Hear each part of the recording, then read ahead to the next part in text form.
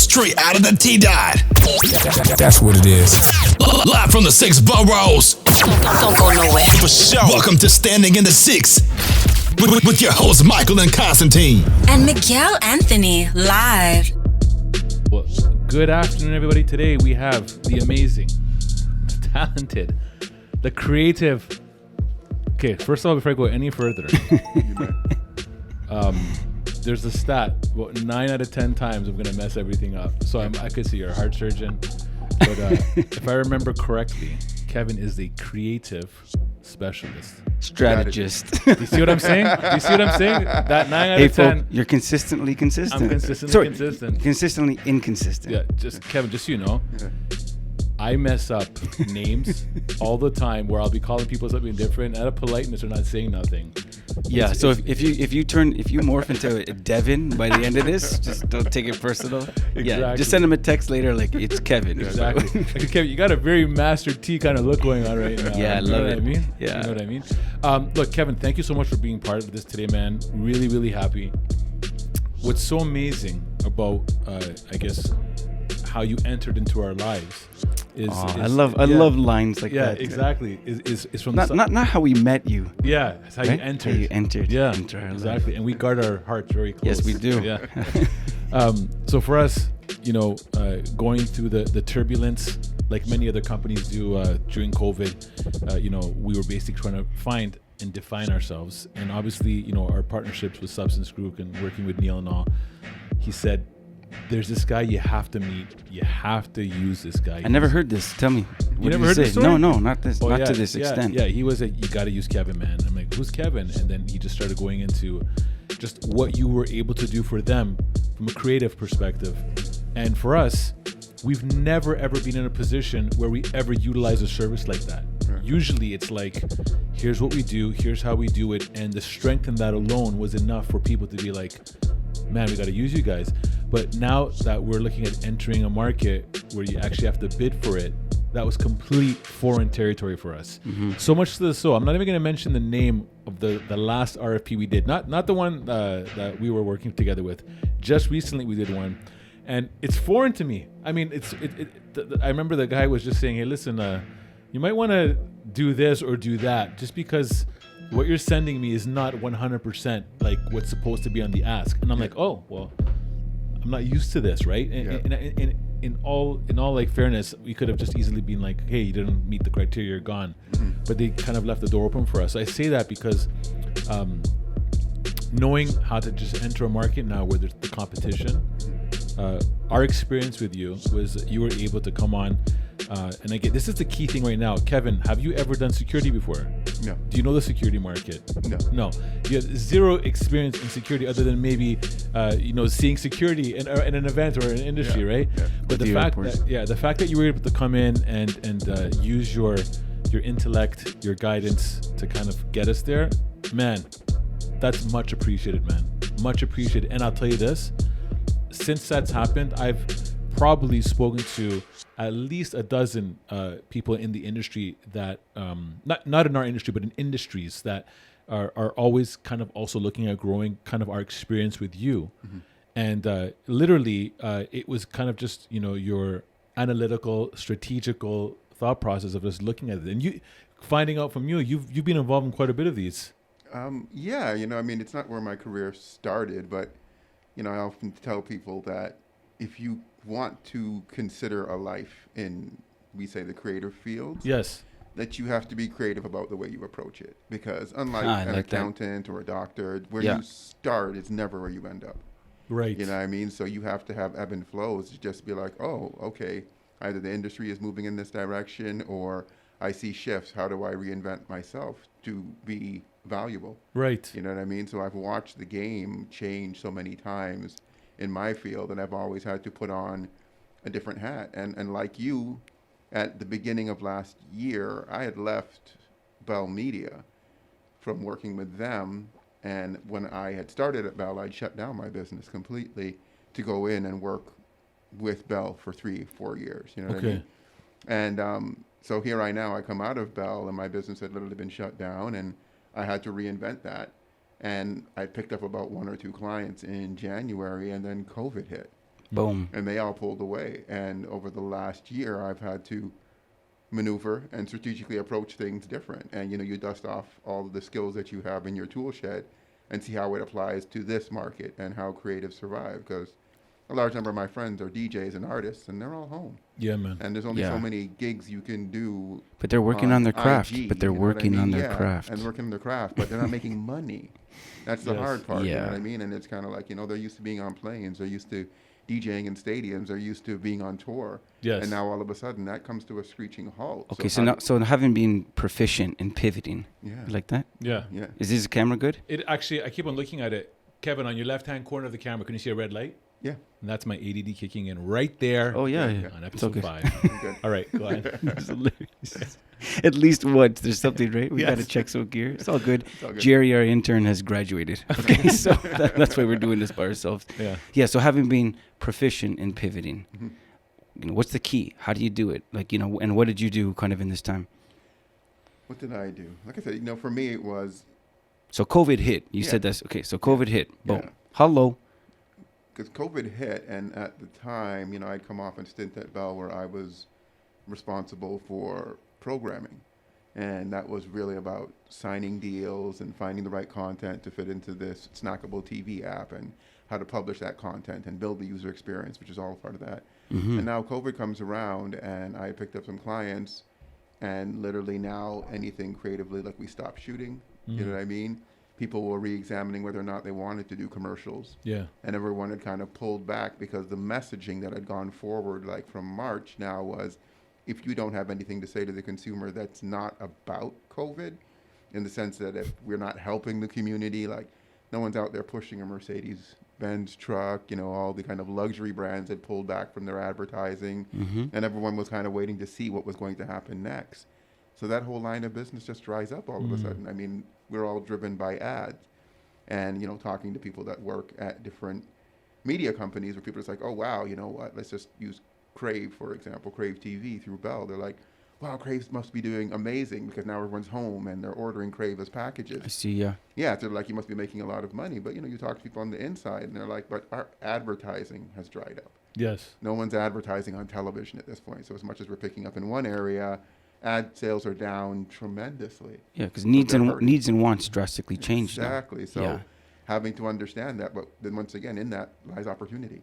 Because now there's a lot of brands that had stopped to really think about what they were going to do next and what they wanted to say to people. And a lot of people have been running on fumes for so long, like it's keeping up with the industry, that this is the first time that a lot of brands stopped to think about, okay, here's all the things that I want to do, and here's how I want to reflect as a brand, and how do we kind of do things differently going forward. So it gave a lot of people time to think.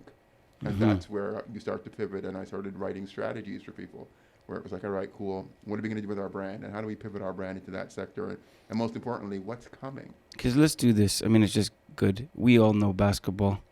We're lovers of the game. Pivoting is a huge part of it. Yep.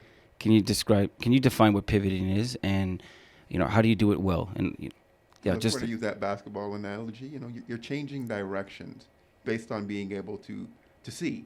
If you're in basketball, you're holding the ball, your one foot is locked, but you're able to pivot and move into a different direction to change the course of that pass or change the course of where you were looking to score. So I think for a lot of brands, it was like, okay, we've done this extremely well, and let's just take experiential marketing.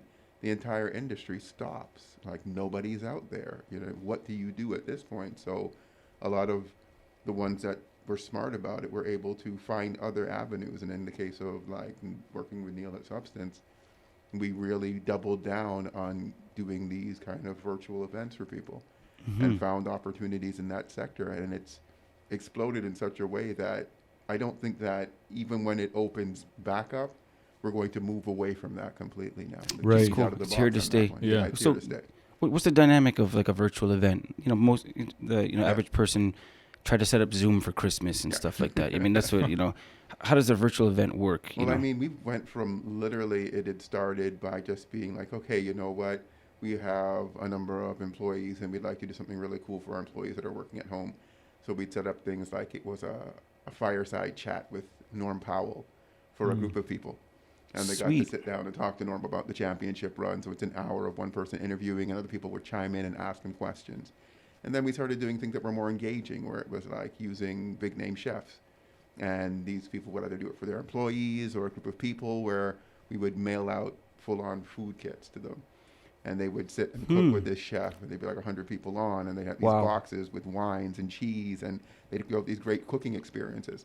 So there were things that people could do with home, but based on our contacts, now we could bring influencers and celebrities to it and bring that right into people's homes. So, and those just kind of really started to grow for us. Wow, that's And really, now that's we're cool. expanding, and we've done other works with studios. So now it's gone beyond just like our office space, and now full-on production studios where we're literally broadcasting, to larger amounts of people. And it blows my mind, because this now is, a computer, a modem, it's cameras, and 5 or 6 years ago, those were full-on production trucks, outside a venue. Right. But now we're able to literally publish with the technology that exists. I mean, it's causing That's everybody crazy. causing everybody to shift. I mean, right now the Pivot. The word's pivot. pivot, yes, pivot. The average person right now is basically, hey, let's just Zoom. Why bother?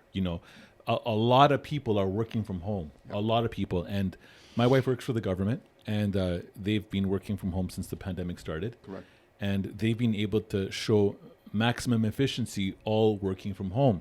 So much so that, I mean, if anything's going to change that, it's going to be optics of government saying, oh, well, we have all these buildings, we got to bring people back. And again, when you're saying things like some things may not come back to normal, Shopify, I think, is the example. They spent I don't know, $200 million, I think, on that place on King. And then they made an announcement saying, no, our employees don't have to work from not for the duration of the pandemic. Yeah. Our employees no longer have to work in the office indefinitely. Right? So from what I'm hearing is that they're now apparently renting their space out to like tech companies and other companies and whoever wants to take it. But the bottom line is that's shifted the whole entire dynamic, right? So, I mean, for me, I know that there is people that or entities. I know Substance does it as well, where they have these Zoom experiences, right? Mm-hmm. I don't know from my perspective if that's something that I would be like, that would draw. I'll give you an example. Yeah. My wife works out with a trainer online, and she trains with 10 people, and they pay the membership. I can't see that value. Yeah. I can't see that value. I'll go on YouTube and I'll just pick a video of a guy, and just or whatever, and just start following their workouts, like Man Makers or whatever, and that's it. It's free. Yeah. Why do you need somebody? Shout out to Man Makers. If you don't know the workout, look it up. Yeah, the whole Peloton model is you're on a bike and you pay $70 or $80 after you spent $2,500 on a bike to hear someone say, "Come on, go for it, do your thing," and you're hearing like Top Gun music in the background, and I'm not paying for that. I mean, this is where it does extremely well. It does, as they say, to each his own, right? Yeah. Like, right. Someone's watching. Some people are watching other people play video games. Yeah. Like that's to true. me, that's But I think that what's cool is just the expanded platform. There's just new ways to do it. People are getting creative. For me, I'm filming a game with a video game company. Yeah. I'm not allowed to say what it is. I was just telling Constantine, they mailed me about $3,000 of home recording equipment. Mm-hmm. Can't go to any studio. Can't do any voice over work. I would never, when I say I would never think that I would get something from FedEx. Yeah. And it's literally, there's all these like tutorials they've built. We're gonna have a tech test, and I'm gonna have to literally either get in the closet with my clothes or find a quiet space, however, and we're gonna do professional quality recordings from home, guided by some sound engineer. Like, the art industry. Would you ever think that would ever happen like that? Like, I know guys right now that are directing commercials from their house. Like, wow. A film crew in another city, and they're linked in via cameras, and the director is sitting somewhere else and directing the shoot. Not on location. Wow. So yeah, I mean, like I said, the game has really come. Like, people now are saying that, hey, it can be done, and a lot of companies. But will it stay, Kevin? That's the thing. Yeah, it will. I think that, once again, no. I think that the idea of being in person never goes away, and people, I think, like human beings, our memories are short. You know what I mean? Yeah. Like, people are just like, oh, after 9/11, will anybody? Yeah, exactly. People forget. I don't think it's going to disappear, though. Yeah, but it won't disappear. I think the idea now of doing things virtually, now that it is an option, that doesn't go away. And you're right. A lot of companies have closed up shop, and they're like, this is the new norm for us. There's no reason for us to carry that kind of overhead when people can effectively work from one spot. Or another example to that is, what could probably not change is, I mean, we went to LA 2 years ago on business. Yeah. Now, the thought considers, well, can I just not do it on a Zoom meeting? Yeah. Like, why do I need to go physically there? Unless I'm maybe going to build a structure there and I need to see what it's going to look like. Yeah. You know what I mean? I always look at it like primers. Like there's a time when it becomes prime time when everyone does it, but then there's primers where whether it's forced by a pandemic or whatever.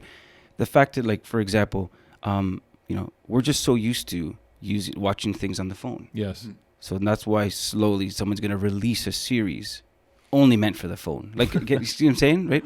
Just because our usage is dictating that we're okay. We have a diet now. We're okay to see it. Man, like the fact that a director's doing that, I guess, I mean, there's no limit to where they could direct. Yeah. Literally, they could be on a boat somewhere as long as they got good Wi-Fi, and they, the Revenant 2 could be up in the cold mountains. I would use once again, the industry pivots in such a way that you just can't account for it. And there was the case of Quibi, which is Quick television that came out last year, and everyone, it was the darling. They'd raised over $1 billion, big names attached to it with Mick Whitman, and so you had now this ideal of content for mobile and on the go, and then a pandemic strikes. And the idea of on the go went away.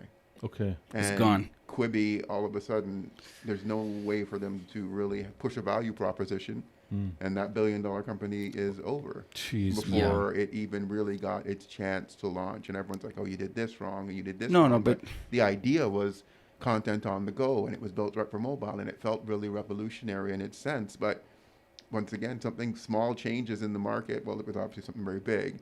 But no one's on the go anymore. Everyone's on the go. Why watch it on your phone when you got your big screen at home? So now what does that happen? You have Netflix announcing this year that they're putting out 77 films this year, new films. Wow. And that's kind of like a film every week and then some. Yeah, that's crazy. And now they're doubling down. They're like, look, we have people, we have their attention. Time to dominate right now. We are doubling down on it. And just being like, okay, everyone's keep Apple and Amazon out of this game. We are just going to double down on what you do best. And you know what's going to happen with Amazon? They're going to be, all right, we're going to do 140 then.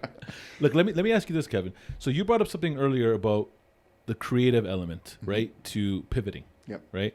How important do you think it is for a company to lead by creativity when they're going to pivot? I can use an example of maybe if you understand my career and kind of the trajectories that take me to where I currently am. I started off in music. Okay. And I started off, just DJing for that matter, like the love of music, like most people, before landing a gig at Universal Music. Right. Working my way up from the street team to be the, head of urban marketing. And then watching the changes in the way that records are distributed. So I watched an entire industry go from CDs to digital and how that technology decimates an industry. Wow. You know what I mean? Like, where's HMV? Exactly. You watch the whole decline. I remember being at a music conference in San Francisco when there was a small booth and there was a radio-looking mechanism, and it was Sirius satellite radio. It was a player, a physical player, and they were advertising their products. At that conference, I remember a person standing up and on one of the panels and saying that the MP3 would be the death of the music business. And people laughed. Wow. People laughed at that individual just being like, yeah, right. I remember DJs being like, I love vinyl. I'm never spinning MP3s or CDJs. Like, they were just vinyl enthusiasts. Just like I watched film enthusiasts, the guys that shot on film, that said that they would never go digital. Yeah. Right. You know what? I love the film and the colors and the crushing of the blacks. Yeah. And then you watch those things change, and you either adapt or die. Yeah. Because the red camera comes out, the Arri Alexa comes out. These things. It's like, whoa, that's beautiful. I like it. So I watched that, and then I took some time. I moved to Jamaica, and I worked as head of a department for mobile. And I watched the changes when I had been responsible for marketing all of their mobile division, and I took BlackBerry out of their business unit and put it into the lifestyle unit. Okay. And I watched WhatsApp change the game, because in those markets, everyone is on these prepaid cards, kind of buying cards and whatnot and tapping up credit. And I watched how Messenger allowed them now to communicate without having to pay for credit. Exactly. And all of a sudden, the sales of RIM goes through the roof in Jamaica. So I've always and in doing that and watching what music had become, I stepped away from all of that and took a year off and went to film school. Okay. Because I realized then that the future of music was going to be seen and not heard. I realized that when Serrano Scratch had come out with a version that now mixed MP4s and you could actually see the music, I was like, people are going to be on YouTube watching music, and radio is going to change. I want to know how to do that. Wow. Amazing. So I went back to film school to understand the process of creating content in that space, and then came out and started shooting commercials and really strategic storytelling for clients, where it wasn't about doing 30-second commercials. It was about telling stories for them in the online space, because I realized that everyone's going to have websites that needed content. Right. And then built a really great reputation of doing great strategic storytelling and understanding the medium. And then through that, I've worked with some amazing people at ad companies and great strategists. And then I realized how important a great strategy was in developing big brands and working with Samsungs and Nikes and seeing how much money they put into developing those brands, and McDonald's and Sprite in the US, that I'd said, wow, strategists are really important. And these guys spend a lot of money really understanding what it is before they launch. Now, just to kind of hit on that, I remember now, you just said something that just hit my thought process. When we first met, we were supposed to do some sort of branding exercise. Correct. Do you know about this, Kevin? Mike? Yeah. And Mike, I'm Michael. That's Kevin. I said, my patois slipped in. Okay, we were supposed to do that. I remember. And for the sake of time, we passed that. Okay. However, I still want to revisit that because Through Zoom. We'll do it through Zoom. Can you just tap on that a little bit about we're a company that we should know who we are and who our brand is, right? But I think it's important just to understand what a brand strategy meeting does. To, like, what would you call that? Yeah, and that's literally it. Like we sit down and we kind of define what that brand exercise might be like. And I think that a lot of people sometimes just really miss the essence of why people buy something. A brand is, to me, a living and breathing thing. Okay. It's got a personality. It aligns with people's, especially in today's day and age, it aligns even more with people's values and their promises than before. Like before, McDonald's wasn't really me. Yeah. And then when they start changing it to I'm loving it, and you see how much they try and get into a mindset of people that they consider to be their mavens, the people who are those people.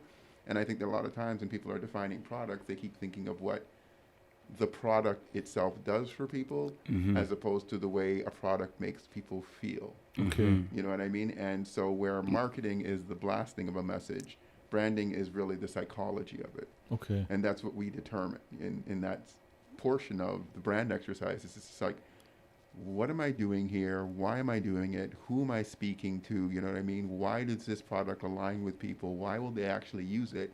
And then you start to plug forward with a strategy that really defines that. Now, shouldn't that be something that a new business in their business plan should kind of develop to start off with? I think it's such an important phase of people. Just it avoids you making a lot of mistakes.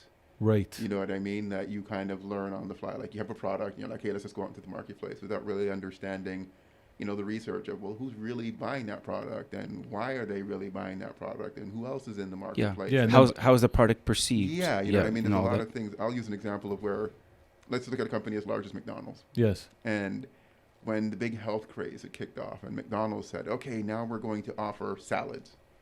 And McDonald's went on this mass marketing campaign of now McDonald's offers salads, and it flopped. And what McDonald's realized is that people don't go to McDonald's for salads. Right. They know the shit is bad for you. Yes. But that's why they like it. Right. And that's where they're going to McDonald's. They don't care for salads Yeah, at McDonald's. yeah, I mean, yeah. I know it's bad for me and it's going to kill me, but I'm good with that. Right. You know what I mean? Especially on this road trip to Montreal late night, whatever. That's exactly. That's what it is. I'm not looking for a salad. Yeah. So they abandoned it. They just realized that, So what? We know who we are now. We're bad food for you, so let's just deal with Let's that. be good at that. We're good at that. I mean, it's like Chick-fil-A. Have you been to Chick-fil-A in the U.S.? Yes. See the lineups? Yes, it's madness. Oh my! I've never had. I've never had. I was in Florida, I think it was, or some other place, and Florida. there was probably a 1.5 mile lineup wrapped around. Are you kidding I swear me? to you. So I'm thinking, what happened? So I actually walked right inside. I bypassed the line. I opened the doors, and then the lineup just continued like you're going on the vortex at Wonderland. Just kept on wrapping.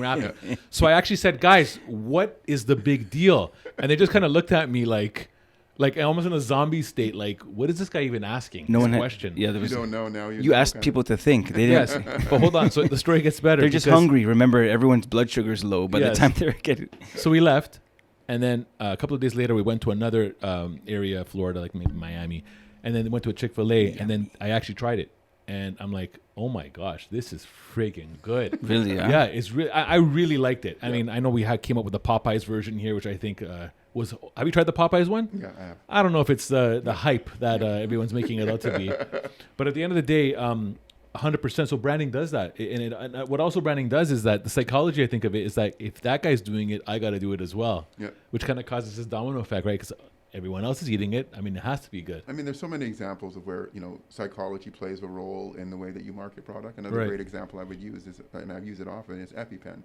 Okay. When EpiPen first had come out, they marketed it as this device that would save your life, and it wouldn't sell. And then they realized, okay, you know what, we're going to change the marketing. And they changed the marketing to it's easy to use, and everyone started to use it. What they found out very quickly is that human beings aren't motivated by things that save their life. That you could tell somebody that something's killing them, and they're not going to change it. It's ease of use, just that's so, easy. so Which is, how do you as think, we say, so blue, do you for all those EpiPen users, blue to the sky, orange to the thigh. That's it. And That's all what of it a is. sudden, So hold people on. started So using it. Yeah. EpiPen, when they first came out with the potential easiest slogan as it's going to save you, right? I mean, not to say that was the slogan. Do you think they went through a branding session to help them get to that point, saying you just got to say this? Yeah, and I think that's what sure. they thought the value proposition was that it will save your life. It's going to save But what you your find out is that life. human beings aren't motivated by things That's that save crazy. their life. So what's crazy about all this is that what you just said right now is so simple to be like, how come I didn't think of that kind of thing, right? So in my mind, I mean, I'm going to let the ego drop off the table. When I first heard also about, Kevin's going to also help you through branding exercises to kind of know who you are, the first thing that came to my mind is, but I know who I am, right? You know what I mean? Like, but the thing is, at the end of the day, if you drop the humility piece a bit, I'm open to doing something like this because what if you can identify, just like you were able to identify coming to this process of the RFP with us, things that we have not looked at, what if you can identify something through your eyes, right? That's really what it is. Like, I think that people have their own impression of who they are. But the question is, how does the public see you? You may feel like it's one way. As a director, I've always found the hardest thing to do was to edit my own reel. You know what I mean? It was just kind of the hardest thing to do because I'm emotionally tied to it in a way that I could never see it the way someone else could see it. You're married to your shots. Yeah, man. you know what I mean? Yeah. Like, I can never see it the way other people would see it. They're like, oh no, this is the best shot, and use this. And I'd had someone else edit my reel, and I always felt so much better about it because the way that I would edit it was so different because I look at it differently. So I think a lot of times with your own brand and a lot of people, you look at it differently. So you're working with artists, and that was this other thing. When working with artists at record labels, we'd never let artists, or rarely, let artists pick their own singles. Right, okay. Oh, wow. Yeah, because they will always pick a single that they have some emotional attachment to, and then a group of people will listen to it and be like, no, this is the song. And they're like, seriously? They're like, no, we all like this. And it's usually not the one that the artist likes. And I could name like 3 different artists that you work with where you're like doing Cisco, the Thong Song. Oh my God. That was a joke. Wow. He put it on there as a joke. He didn't even think that this was even going to make the album. And everyone was like, no, that's a single. He's like, you got to be kidding. And they're like, no, that's a single. And it became the biggest single for him. It's actually what he's known for. Yeah. No other song he has. And it was like really a joke kind of thing. He was kind of like, no, I'm not using that as a single. And everyone, the record label was like, no, that's the one. And that's kind of where you see that time and time again, where they view it differently. They're too close to it to really see it in a way that an objective person can come and look at it and be like, no, actually, have you thought about it this way?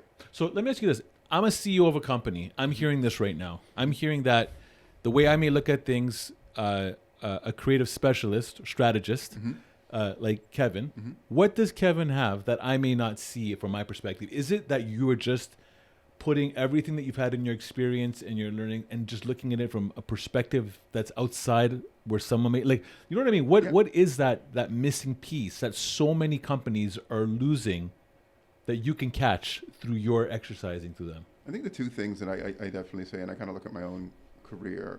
One is, I tend to have my finger on the pulse of things that are happening. Okay. You know what I mean? Like, I'm out there enough to get to see a lot of different things and a lot of different brands reacting and market trends for that matter. But I would say that working at Universal, we put out about 120 urban albums a year at one point in the highlight of our things. During that time period, it wasn't just about marketing music. Like, you were marketing 120 different, very specific artists who all have their own ideas and all have their own identities. And through that exercise, I'd learned time and time again that not every hip hop album is the same, and not everyone speaks to the same person. Like, we'd be marking an Eminem album, which in Canada did very well in Quebec. What we've learned to find is that, and I use this term quite freely, angry music or aggressive music sells better in Quebec. Jeez. Can't explain why, it just does. Right. Black Eyed Peas, on the other hand, when Yes. they first came out, sold better in Vancouver and the Midwest. Mm-hmm. Backpacker, hip hop was Yeah. the reason. Yeah. And you can look for all the reasons, but we just found after a while that every album found its own niche in different regions. And then you have to start examining those things. And I like to think, well, why is that happening? You know what I mean? And research now, and you can do so much of it, gives you a better understanding of where you are, so you can quantify some of that data. But a lot of it too is just, it's gut feeling. Like, I mean, that's How long does Yeah. it how long does it take to go through this experience? Like, if I say, Kevin, help me find me. Help me repurpose. It's already started. Yeah. How long would you say it takes for someone to get basically reborn again? Once again, I think it would depend on the size of the brand. You know, Yes. because a lot of times there's a lot of stakeholders. that Brand need to buy again. in. Brand again. Brand again. Yeah, you know, Make us there's a lot of brand again. stakeholders Yeah. and larger companies that need to buy into the idea. Like, Yeah. you know, if working with Samsung for, in the US, you still need to get buy-off from the parent company. Okay. So you have to convince not only people inside of your own building that it's okay to go forward with this, then you have to, the parent company that be. And a lot of times the sensibilities are different, they're cultural. You know what I mean? And that's something we have to consider too, that a company that's positioned somewhere in Korea may not see the same things that we're seeing in America, and marketing in Korea is completely different than marketing in America. So when I talk about the psychology of it, and we use Netflix, another example, like the pack shots that you see for movies in North America are not the same pack shots they use in Europe or in other parts of Asia. No, too. when you say pack shots, Just meaning that, the album covers. Yeah, Yes. the album- thumbnail. or Okay, movie okay. That covers. thumbnail. Yeah, Netflix does really in-depth studies of what people click on. And just they- by seeing the cover. just by I can say seeing the that colors. between my wife and I, when I'm logged in, I never watch anything. If I log in, I remember I logged in, and a video played of something that they're featuring, Yeah. like something that just came out, and my wife walked by and she's like, "That's in English," Yeah. because she watches so many foreign, Yeah. so much foreign content. They didn't even play a preview to her in English. Yeah. Okay, they Like- put it subtitled on purpose. Okay. They have, like when we're talking about the shots that are on there, that in different countries they realize that having two actors on a cover, people will click on it more. If the actors' eyes are facing each other or staring at you, causes a different reaction. And in different regions, people react differently to that. Some Holy other places smokes, they want to man. see you looking directly into camera, and they tend to click on that more. Other ones, they don't want to see you looking directly at them, so they have to be looking at each other. So they'll redo the artwork for specific regions, knowing that people will actually click differently, and even the color. Okay, so scheme this is sometimes. why you're saying the word strategy. Yeah, and that's This is where strategy comes in. Yeah. So you kind of figure that. I mean, if you just walk into any grocery store and walk through the It's by cereal design, aisle man. Yeah. and look at kid cereal, the eye positioning of the characters on the cereal are looking slightly down or at kids for a reason. It's positioned a certain way on the shelf to look at children. Oh my goodness. So like, these are the these are the Like, I mean, it ideas. makes sense to hear it, but the psychology behind so much, right? Like the psychology about Again- how David Hasselhoff became a talent in Germany. I forgot about that. Crazy. Yeah. And then the last part These is someone just phenomenons. lucky I know. chance, right place at the right time. Like if Yeah. we knew the formula for everything, like everyone would be a star. Right, But right. you just can't. There's certain things that you just cannot account for. Yeah. But you can get a good shot at least defining what that is more times. So, Right. I like what you said though. You kind of ended it up. You bookended it with. You still have to trust your gut though.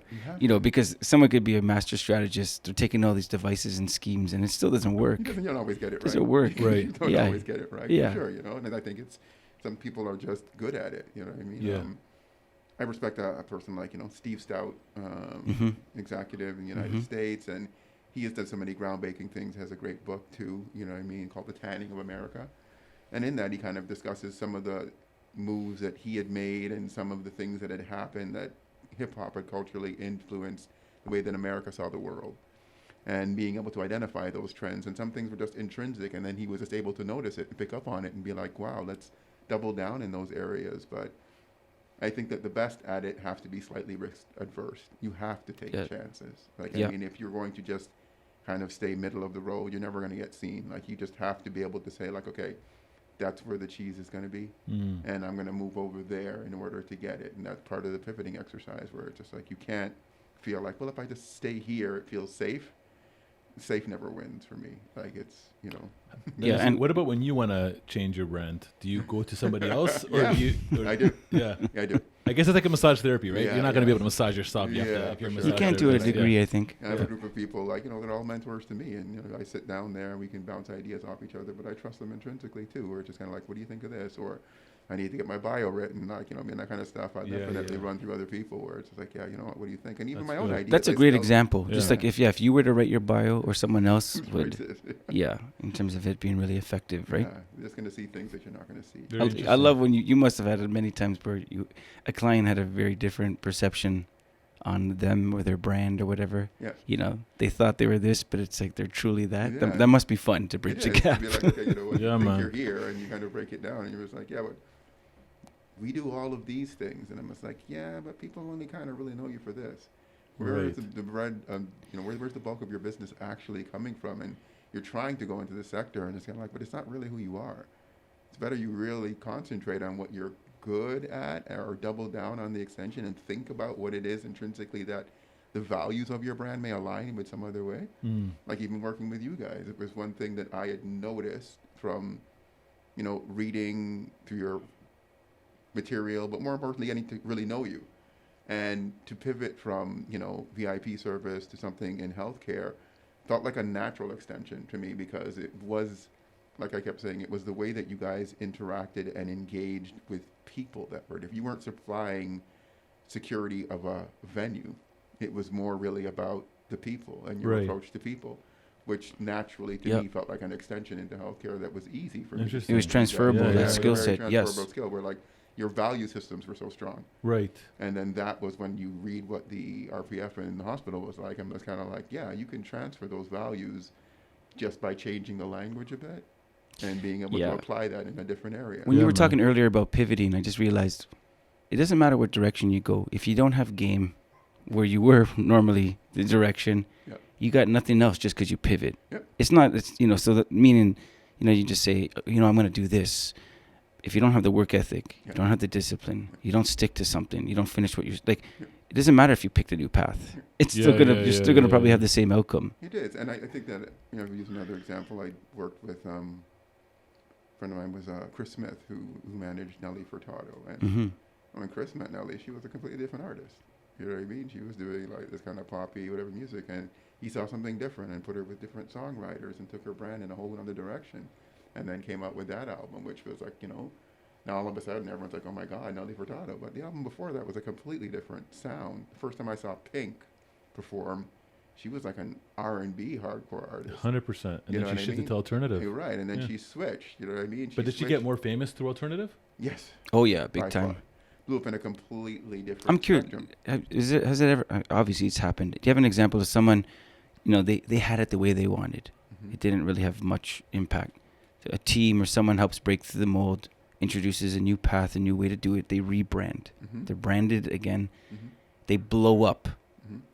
The artist still doesn't like it because it's not true to them, Yeah. or like, you know, And I does that happen? Yeah, of course. I mean, I can't think of any off the top of my head, but you know, when they take an artist in another direction, but eventually they're just kind of like, I don't know, is Miley Cyrus a good example? You know, she started off kind of poppy and then Yeah. went a little hardcore and went Mhm. this, you know, started hanging out with hip hop dudes. Then she and went twerking Madonna on mode. Then stage she went there. Madonna mode. Yeah. Yeah, And yeah. then she went back to country. You know, Yeah. even her last album, Flower Dress, like, you know what I mean? But they're people too. When it comes to those type of brands, they're going to go through ebb and flows as individual brands.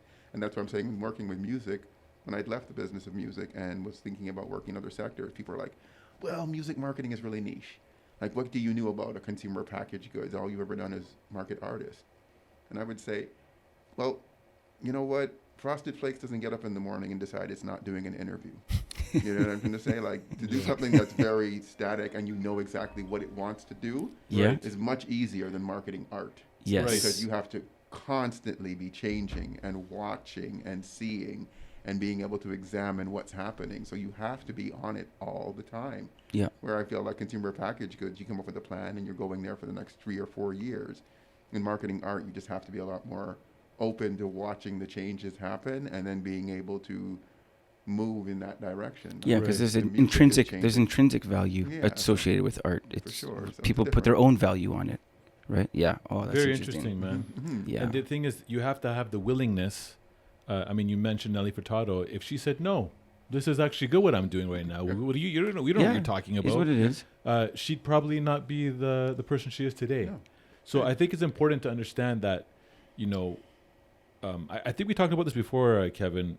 There's a documentary on Tribe Called Quest. Yeah. And they were saying that I forgot about that when one. Q was releasing Midnight Marauders, I think it was, Okay. that album, he just did not want to let it go. And they're saying, man, it's ready. Just let it go. Just let it go. But if it wasn't up for the push, just to say, just put it out, he probably would have been still working on it. And we actually know some people that it's just very hard for them to let go of something Creatively, yeah. Yeah. Yeah. I think It's a real thing, man. yeah, For real. I think it's very important to just trust as well that, sometimes, as you said, from your perspective, you may see it one way. I mean, that's why, again, the social network, right? When it says just drop the from Facebook, right? Yeah. And just keep it, because Yeah. it was the you know what I mean? So little things like that. Yeah.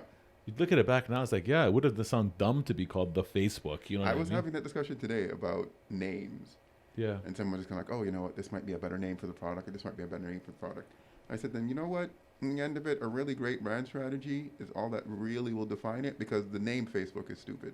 Yes. The name Google doesn't mean Yeah, anything. I mean, what's The word Uber? Nike What's the doesn't reference mean for anything. Uber? I think about that all the time. Yeah. Look at Uber. Yeah. I remember Yeah. hearing it's like, huh? It Like, doesn't what is really that? mean anything, but Yeah. you know what I mean? It's like I said, it's the value proposition associated with the name that Yes. becomes more important. You know what I Right. mean? Yeah. What's it really about? Then, so don't get caught up sometimes True, too man. long Yeah. on the naming of it. Yeah, because that the name- supersedes just the name itself, Yeah, right? like Yeah. you have to. I mean, those companies have a lot of money, mind you, Yeah. to market, but still, it's like you can get caught up thinking that you have to get that portion of it perfect forever, and then at the end of it, it doesn't matter. When artists used to come into my office and be like, "What do you think about the album?"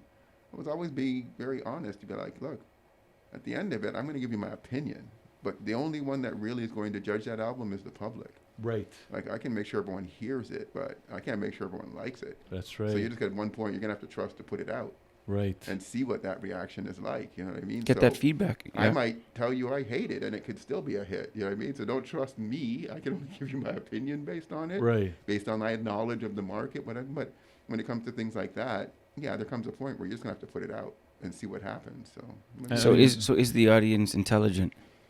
ooh, that's a hard question. Is the audience intelligent? I think that the audience is definitely more savvy now than it used to be. Mm-hmm. But I think that repetition of, when it comes to music anyway, repetition of even other things, people can get away with less value based on repetition. Do you think that McDonald's has the best hamburgers in the world? No, I wouldn't go that far, but people keep buying it. Yeah, it's to true, say, man. like, there's certain things that, another book called Love Marks, where brands just transcend even any sense abilities because it attaches itself to some emotional triggers in your mind. That Right. are, like, for a lot of people, Tide would be a love mark, where it's just kind of like they buy Tide because their mother washed with Tide and they like the smell. Is it the best cleaner in the world? No, they're just loyal to Tide. Yes. And they just keep buying Tide for years because they've always bought it. Mhm. Why do you buy Tide? I don't know. Yeah, yeah, I mean, yeah, somewhere yeah. along the line, I Yeah. decided that Tide was it. That's not an intelligent Yeah, answer. it's just but kind of like you now. Yeah. you that's an transcend. emotional answer. And that's it. You transcend beyond even being a rationale anymore, and that's where most brands want to be, where you just become a love mark now, and you're just kind of like, people Yeah. don't even need to know what I'm doing. They just know that, I- like Apple. And I had that discussion a lot of times. Like when Apple first started off, it was a far superior product to PCs. At least that's what people in the industry of arts felt. It did all these things differently. Yeah. Do I think that Apple products right now justify the price point? No. No. Do I think that Yeah. a $5,000 MacBook Pro can go up against a $2,000 PC and perform exactly the same? Yeah. Yeah. But some people only buy Apple. Because it's so deeply ingrained. It's a love mark Yeah, now. yeah. They love It the is. brand, It and no really matter is. Yeah. what they put Yeah. out, they're buying. Look, I use this example. They can't, because you cannot see yourself without or with another product. That's what it comes It down to. defines you now. I use this example in interviews all the time. and it's the purpose of this is to show them culture, why people buy into Sentinel. They're buying into our culture opposed to buying into what we do. And I give an example. I reference, I go, look, what phone do you have? I got an iPhone. Or what phone do you have? A Samsung. Okay, perfect. If they say Samsung or Android, I go, both our phones arguably are doing the exact same thing. They both make phone calls, they both text, they both can go on social media. One has Siri, one has Bob. I don't know what they have on their side. But the bottom line is they literally do the same thing. However, my phone, the iPhone, is probably 2 times or 3 times more money than yours. So the question of the day is, why the hell are people buying the iPhone over an Android? And they're buying into like culture. They're buying into and that's why you get nut jobs. Sorry, you're a nut job if you're lining up 3 days to get another iPhone that basically is the same as your iPhone. All it is called a 13 now, or 14, or 15, and then maybe has a 17th camera, or maybe has a built-in fax machine now. Who knows? Yeah. All I know is that to your point, it's crazy to think that that is such a big place right now into marketing, because at the end of the day, you're right, man. $5,000 for a laptop, man, you can buy a car with that. You know what I mean? Yeah, I think that when brands become that and they kind of transcend, I think that Steve Jobs is great. I feel like, this is my Apple. Yes. I feel like the brand has lost a lot of sense of its value to me, in sense of being a far superior product now. Okay. But I'm already locked into the Apple environment. Like, Right. I have an iPad, No, they I know have a you're MacBook, entrenched. I have They a know Mac, you're I mean, entrenched. So your next laptop will not be a PC. No, but I'm already that was a very clever move on Apple's part. Yes. Like, now we buy, like you similarly, we buy into the environment. That's right. Like, I just don't want all those trying to now change all those things over to a PC. If I That's buy a new right. phone, it just syncs up. Like Everything. The environment now Yeah. is just easy for me, and That's now I'm right. locked into it. So to redo the entire environment, because I just kind of feel the value. So they take there. advantage of us now because Yeah. of Well, yeah, you're their goal is the mass market now. Yeah. It's the mass market. Before, like, some of their programs were $1,000, $1,500. Now they make it $300. Yeah. Downloadable, because they want more people just to get it. Yeah. So all the pros are like, oh, this sucks, man. You can't cut video the way we used I to. don't And think you can buy Photoshop anymore. You have to buy Adobe Suites and pay a month or a Yes, yearly. that's right. I can't Yeah, just buy that's Photoshop. right. I don't want all the other shit, but now I'm locked into these Adobe It is. contracts now Yeah. because I need 3 or 4 of them. I'd rather pay the $1,000 and just buy it. Right. But now you can't do that anymore. Not Because of anymore. the constant updates and It gets you strung on. it's Custody for life, right? That's what it the is. drug dealers. They know how this Yeah, works. no, I know exactly. They learn something from watching The Wire, right? That's very interesting, man. Yeah. Very interesting. But this is, again, the psychology behind kind of a lot of stuff that you do, right? Is like looking at that thought process, Yeah. right? Which I think is critical. I will guarantee you this, that we are going to set something up for that. We're actually looking at growing ourselves. Yeah. I'm not content with, obviously, where we are right now. And I mean, to me, I say that because I don't think anybody should ever be like, I've hit my plateau. Yep. You know what I mean? That's it. You have to evolve, Yep. because the world is going to move way past you if you don't, right? Like my mom, she's still stuck with the VCR, wants to know if I have any VCRs that I can give her.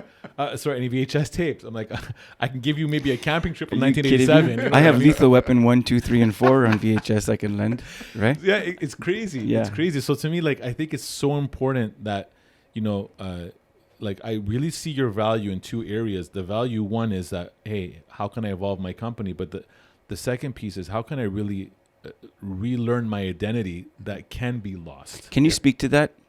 So this pandemic wave is hit again.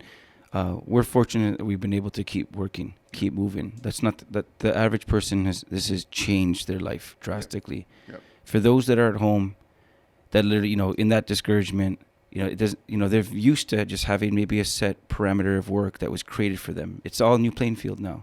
You've ventured, you've gone in and out of different industries, different entities, different massive companies. Where do they start? Okay. And I think that for a lot of people I know that have currently lost jobs, that have been in positions for a very long time, and now this industry is contracting in a way. So, you talk to them as friends, and the first thing that most people want to do after that is like, I have to land another job. I need to make money. And a lot of them have made good money, so they'll be good. They've worked for large companies for a long time. They're good for the next year. They have good severance packages, but their immediate response always is to go out and find work. And I always say to them, you know what? Don't do that. Like, take a month or 2 off and just stop and just give yourself some time to really reflect and to think about what your next move is, some of these people are, in their 40s. And I had great advice told to me once when, I was about 30, early 30s, I think, and I was trying to pivot, and I was thinking about changing the way that I did work. And someone had said to me, they're like, how long do you think that you're going to be working for? I said, I don't know, maybe like 60. I'd like to retire 62. And then he said, okay, you know what? When did you really start working professionally, like in your discipline? I said, probably around 23, 24. Mm-hmm. At the time he said to me, he's like, so you've been working for about 16 years. He goes, you still have 20 more years to make great. You know what I mean? Like, if you want to put it in that perspective, like, you still have a long time to be great in your discipline. So the first thing you want to do is just stop and really think about what that next phase of your life is going to be and what your brand is. Find your lane. Get in that so a lot lane. of people that are home right now, I'm just like, this is the perfect time to really just stop. Because I find that when you stop and you take a break from that running that goes on, you know what I mean, when you're in part of the game, that the greatest ideas come to you. Just when, you say meditation, but sometimes when you're just still, things seem a lot different and opportunities kind of show themselves to you differently. So I found that for people that are home at this point, this is the best time to stop and really reflect on how am I going to make great in the future. That's good, man. You take all of your resources, you put them on a table, you put them on a whiteboard. And you're that's the one thing to take advantage of right now. Yeah, just stop. I have all. Before these great ideas would come when you're on the toilet or in the shower or washing the dishes, right? I mean, it all comes. Or for myself, it'd be like on the second week or end of my first week of vacation, I'll be sitting on the beach just looking outside, and suddenly something will just hit me. I'm like, man, where did that come from? You know what I mean? It's just the stillness of everything just brought something to the forefront. For sure. You can do 2-week vacations? when I did. Yeah, 100%. I'll give you all the travel Cue the secrets. violins. I'll give you the travel secrets on another time. I know. Yeah, that's For true. those that are home, it's like, you know what? I take that time. Stop for a second. I just kind of really think. And that's what strategies come from. It's planning. You know what I mean? There's nothing. These things aren't, they come from nowhere. They're deliberate. If you really think about this, we think about the process all the way through, and we try and figure out every steps and how to alleviate the most amount of pain points and the risk aversion to it, right? But there comes a point where you're just going to be like, all right, cool. I'm going to have to pull the trigger. I'm going to have to head in a certain direction. And then if I hit a roadblock of some sort, I have to be able to move sideways and keep going forward.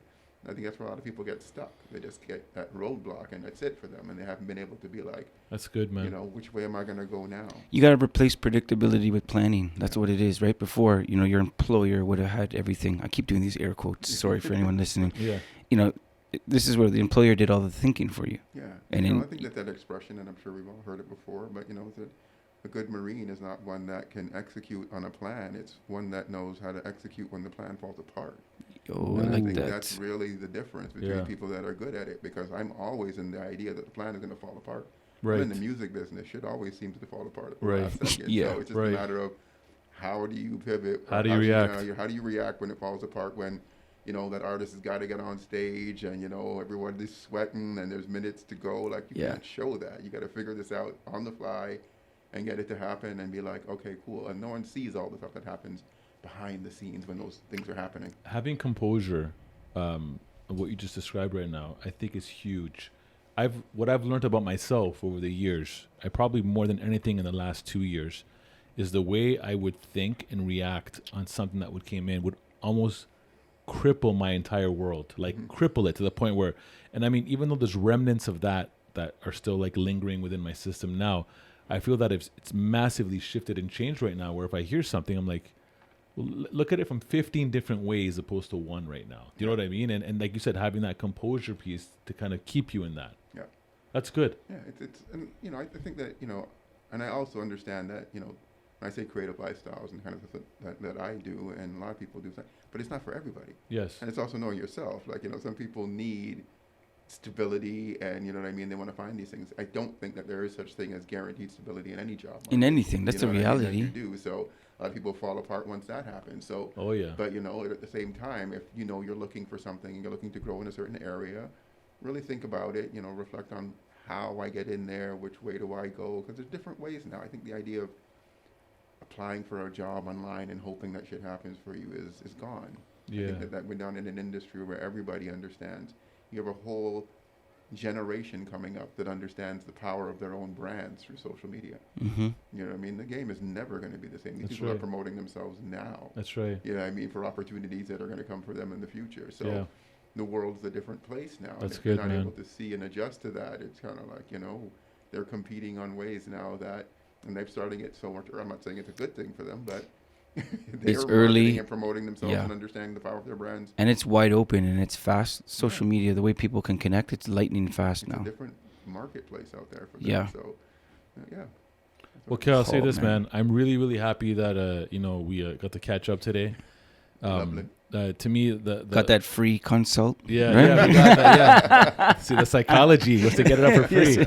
No, but to me, anyone that's listening, and obviously for ourselves, like I said, massive thanks going your direction, and I definitely am going to be connecting with you to resurface that, because to me, like I said, I think if anybody's ever in a position where, like I said, they feel they've plateaued, that could be your weakness right there. Is your thinking. So, I really thank you, man, for just highlighting the kind of the elements of creativity and vision and branding and all that stuff. These are all things that I think anyone listening, you don't even have to apply this from a business. You can apply this to you as a human being. I mean, how do I maneuver in this, right? We all know that COVID right now is affecting many, many people in very different ways. It may not be your job. You may have your job. It could be affecting you. It could be affecting like kids who not have the social interaction. It could be affecting someone that, man, I heard something the other day. It just broke my heart to hear it. And I'm referenced it was, but, the Rosin Mocha show. Yeah. Who's that guy? Dory or the third guy? Maury. Yeah. He calls, and he basically, it was National Hug Day last week. And on National Hug Day, everyone hugs. You can't do that. So he calls this woman, and it just so happens he gets this like 87-year-old woman on the phone, right? And he says, look, it's National Hug Day. I know we can't do it, but can I give you an online hug? And she says, look, I haven't been able to interact with any of my children. I'm very lonely right now. And to hear that, like, that's so real, right? But anyways, This was on the radio? it was on the radio, which Yeah. he did that, right? So it was meant to come on as a joke, but then it was like, oh man, I just feel so sorry, right, for that thing. So I think it's important for anyone listening as well that you could be in a situation where, you may want to just change the dynamic of everything that's happened, again, how COVID's hit, and maybe do that self-check with yourself, right? Kevin, just as a last thought before we close off, do you do any consulting one-on-one with things that are outside of a business realm? I mean, not to say like it's Dr. Kevin Barton, but I mean like something like that would help someone like almost Sounds good. Kind of get on a place where get The them. funny thing about it is, and similarly, like I stopped to check myself at the beginning of this whole COVID thing, and just ironically, as you say that, like I'm always looking to learn.